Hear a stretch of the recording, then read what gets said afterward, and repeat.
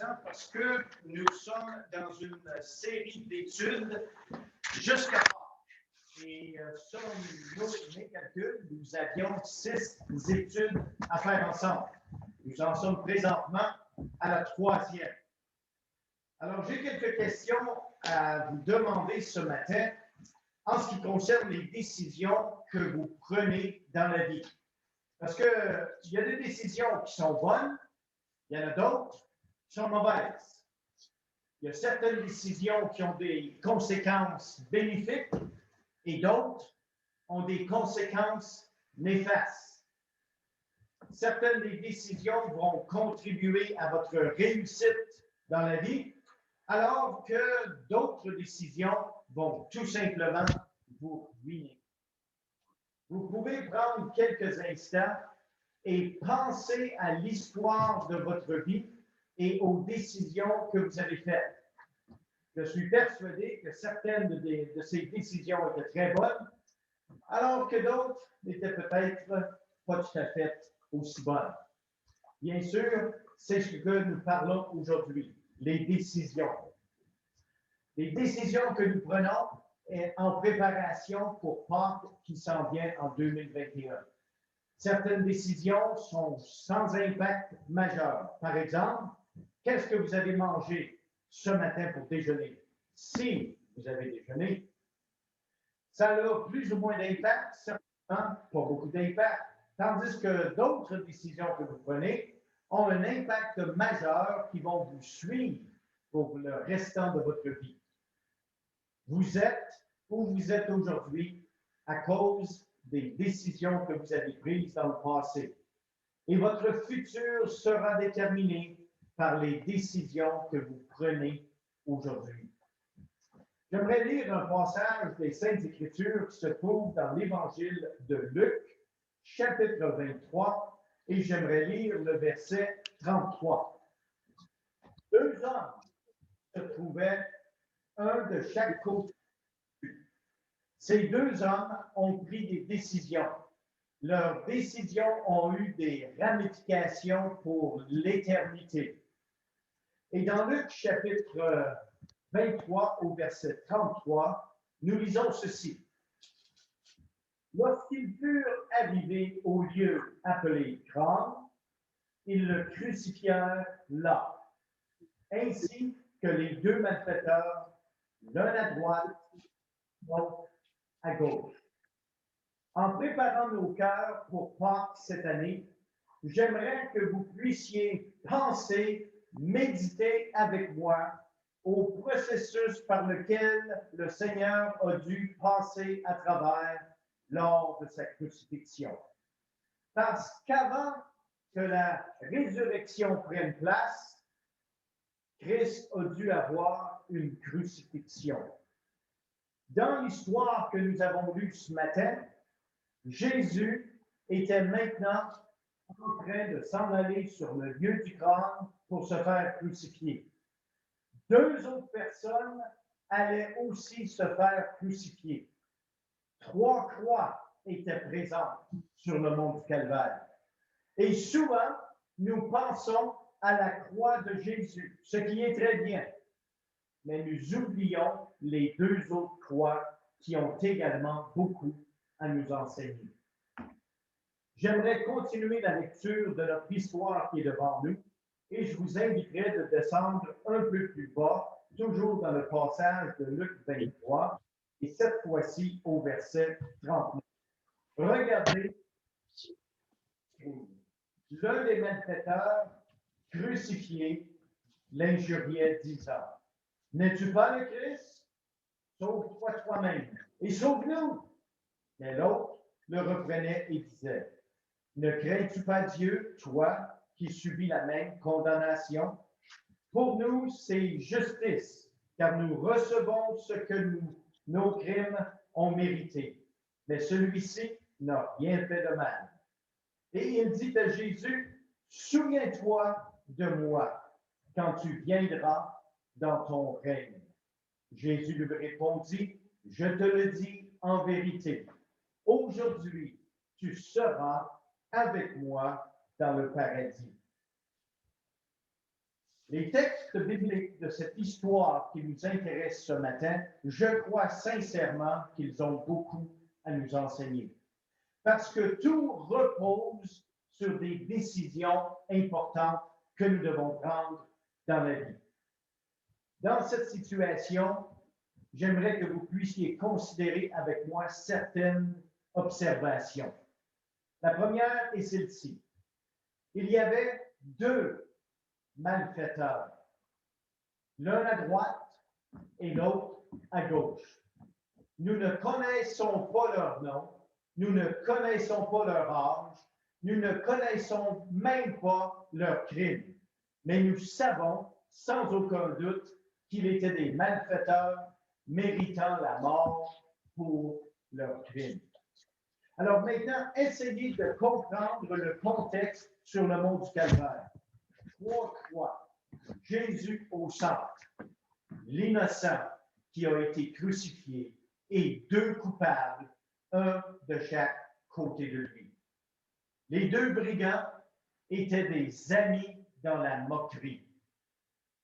Mais dans la souffrance de la crucifixion, l'un des 2 a choisi de continuer dans la moquerie jusqu'à son dernier souffle, alors que l'autre, réalisant l'inévitabilité de sa situation, qui était la mort, eh bien, il a tourné son attention vers Jésus pour le salut de son âme. Un moqueur, mais au début, les 2 se moquaient. Un s'est repenti, tandis que l'autre ne s'est pas repenti. Et j'aimerais qu'on puisse constater un autre élément de la même histoire, mais cette fois-ci dans l'Évangile de Matthieu, au chapitre 27, à partir du verset 41. Dans ce texte de Matthieu, nous lisons quelques détails qui nous sont rapportés par l'évangéliste Matthieu, mais cette fois-ci, ces détails ne sont pas rapportés par l'évangéliste Luc. Au verset 41 de Matthieu 27, nous lisons ceci. Les principaux sacrificateurs, avec les scribes et les anciens, se moquaient aussi de lui. Et il disait ceci. N'oublions jamais que les moqueurs, malfaiteurs n'étaient pas les seuls à se moquer de Jésus. Ici, les principaux sacrificateurs, les chefs religieux, les scribes, les anciens, la foule, ils se moquaient de Jésus. Et voici ce qu'ils disaient dans leur moquerie. Il a sauvé les autres et il ne peut se sauver lui-même. Il est roi d'Israël, qu'il descende de la croix et nous croirons en lui. S'il s'est confié en Dieu, que Dieu le délivre maintenant, s'il l'aime, car il a dit, je suis fils de Dieu. Et au verset 44, les brigands crucifiés avec lui l'insultaient de la même manière. Notez ceci, les 2 brigands l'insultaient également. Dans la souffrance de la crucifixion, les 2 malfaiteurs avaient un dernier mot à dire à Jésus. Un a choisi ses dernières paroles en continuant de se moquer de Jésus, tandis que l'autre a cessé de se moquer et a demandé à Jésus de se souvenir de lui. C'est tellement beau lorsque nous regardons à un moqueur qui se repent, à un moqueur qui fait un changement de choix. Plusieurs personnes aujourd'hui font comme la foule, font comme les gens religieux. Ils continuent sans cesse de se moquer de Jésus. Mais j'aimerais tellement qu'ils considèrent plutôt d'être comme le moqueur qui s'est repenti. Un des larrons voulait descendre de la croix pour éviter la souffrance et continuer sa vie de malfaiteur. Et c'est pour ça qu'il a dit bien, qu'il descende de la croix, puis qu'il nous fasse descendre de la croix. Il voulait continuer sa mauvaise vie de malfaiteur. Alors que l'autre, lui, il voulait monter au ciel. Et il dit, Seigneur, quand tu seras dans ton paradis, souviens-toi de moi. Quelle belle parole. Alors, un choix très important aujourd'hui. Voulez-vous continuer avec les moqueurs et descendre en enfer? Ou voulez-vous être un moqueur repentant et aller au paradis. Quel choix nous devons faire? L'un des larrons a prié. Il a prié en se moquant pour que les souffrances de la crucifixion cessent et qu'il puisse descendre de la croix. Alors que l'autre a prié en toute humilité pour que son âme soit au paradis avec Jésus. Quand nous sommes dans une situation de souffrance, eh bien, pourquoi prions-nous? Le salut de notre âme ou pour que les souffrances cessent? Lequel de ces deux larrons représente les sentiments de ton cœur ce matin? Je crois sincèrement qu'il y a une décision que nous devons prendre, mais il y a deux choix. Le choix de continuer de se moquer ou le choix de se repentir et de s'humilier et de dire, Seigneur, souviens-toi de moi. Remarquez ceci. Sur le mont du Calvaire, il y avait 3 croix et il y avait 3 morts. Un qui est mort pour nos péchés, c'est le Christ, le Fils de Dieu. Un qui est mort dans ses péchés, c'est le larron non repentant. Un qui est mort, mais il est mort pardonné de ses péchés, c'est le larron repentant.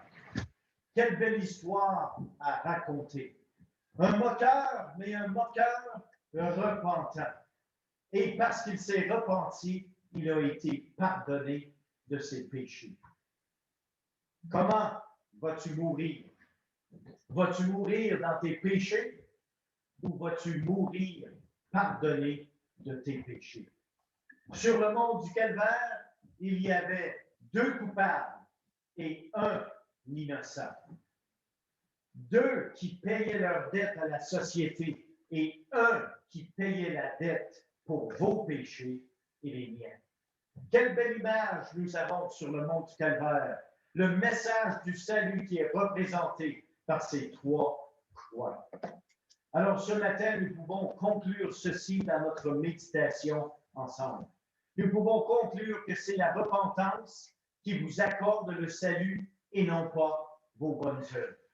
Plusieurs personnes aujourd'hui croient toujours que c'est en faisant des bonnes œuvres que nous pouvons être sauvés. Mais je vous montre le fait et la vérité du larron qui s'est repenti. Il n'avait aucun pouvoir de descendre de la croix, d'aller faire des bonnes œuvres pour ensuite remonter sur la croix et mourir pour aller au paradis. Non, il est mort sur la croix sans bonnes œuvres, mais il a quand même été au paradis avec Christ. Quelle belle image! La manière dont nous sommes sauvés, c'est par la repentance et non pas par les bonnes œuvres. Dieu, ici, nous démontre ceci. Il y avait 2 décisions bien différentes. 2 décisions différentes qui ont été prises sur la croix avec des conséquences bien différentes.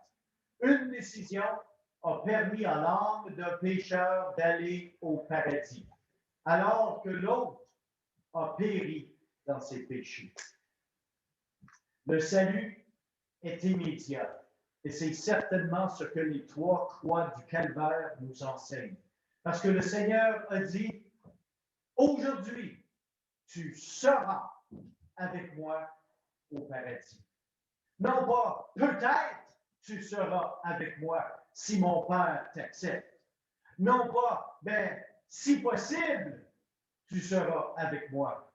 Non pas, on verra, peut-être que tu vas être avec moi. Mais le Seigneur a fait une déclaration avec un de ses derniers souffles sur la croix. Et sa déclaration était que le salut est immédiat lorsque quelqu'un se repent de ses péchés. Aujourd'hui, tu seras avec moi dans le paradis. Quel beau message du salut. Quel réconfort pour nos âmes. Le pire des pécheurs peut être pardonné s'il demande pardon sincèrement. Et ça vient à l'encontre de notre justice d'être humain. Parce que ces 2 personnes méritaient la mort. sans aucun doute, ils méritaient de payer leurs dettes à la société. Mais un s'est repenti. Et à cause de sa repentance, il a hérité de la vie éternelle. Est-ce que vous réalisez, vous qui avez cru dans le Seigneur Jésus-Christ, que vous allez passer l'éternité avec des milliers de criminels pardonnés? Oui, bien-aimés, il va y avoir plusieurs criminels au ciel, mais ça va être des criminels pardonnés. Tu peux mourir en paix si tu es pardonné, ou tu peux mourir en te moquant et être condamné pour toute l'éternité. Ton corps peut être prisonnier des circonstances inévitables dans ce monde. Comme les deux larrons, ils ne pouvaient pas se décrocher de la croix, ils étaient crucifiés. Et parfois, on a l'impression que les circonstances inévitables de ce monde nous empêchent de faire quoi que ce soit. Mais ces circonstances sont reliées à notre corps et non pas à notre âme. Ton âme peut être libre pour toute l'éternité. Il n'est jamais trop tard pour prier Dieu et lui demander pardon pour nos péchés, spécialement si nous sommes dans une grande souffrance et à un souffle de la mort.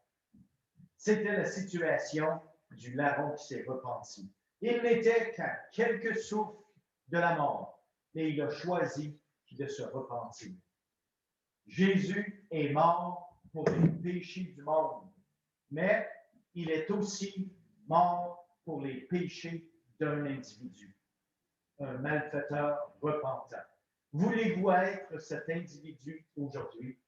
C'est bien de dire que Christ est mort pour les péchés du monde, mais Christ est mort pour les péchés d'un individu, le larron qui s'est repenti. Et aujourd'hui, si tu n'as pas accepté le Seigneur Jésus-Christ, tu peux être cet individu pour qui Christ est mort. Tout ce que vous avez de besoin, c'est de prier comme le larron repentant. Seigneur, souviens-toi de moi. Le Seigneur a une très bonne mémoire. Et lorsque vous lui priez cette prière, Seigneur, souviens-toi de moi, le Seigneur dira, aujourd'hui, tu seras avec moi dans le paradis. Le Seigneur se souvient de celui qui demande pardon. Voulez-vous que le Seigneur se souvienne de vous ou voulez-vous être jugé et condamné parmi les moqueurs? Romains chapitre 3, verset 13 nous dit, car quiconque invoquera le nom du Seigneur sera sauvé. Il ne s'agit que de se repentir. À Pâques, nous aurions pu également regarder à la perspective de la foule qui était présente, la perspective des chefs religieux qui eux aussi se moquaient, qui auraient dû mieux savoir, la perspective des soldats, des femmes, des disciples, de Simon de Cyrène qui a été forcé de porter la croix de Jésus. Et nous aurions pu regarder à la perspective du Père. Oui, le Père de Jésus, lui qui a parlé concernant son Fils seulement à son baptême et à sa transfiguration. Mais à la crucifixion, le Père est demeuré silencieux. Silencieux parce que son Fils portait les péchés du monde entier. Le Père parla plutôt par les phénomènes naturels qui devinrent supernaturels, tels la noirceur, le tremblement de terre, les sépulcres ouverts, la résurrection des saints.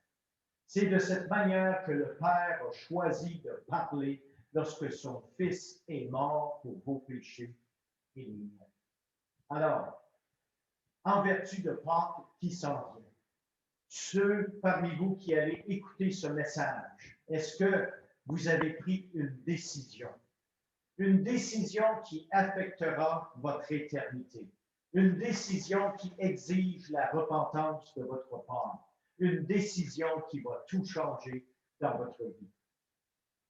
Alors ce matin, bien-aimés, j'aimerais certainement que vous puissiez considérer ces paroles de méditation pour que vous puissiez prendre la bonne décision dans votre vie. celle de vous repentir pour que Christ puisse vous admettre dans son paradis éternel.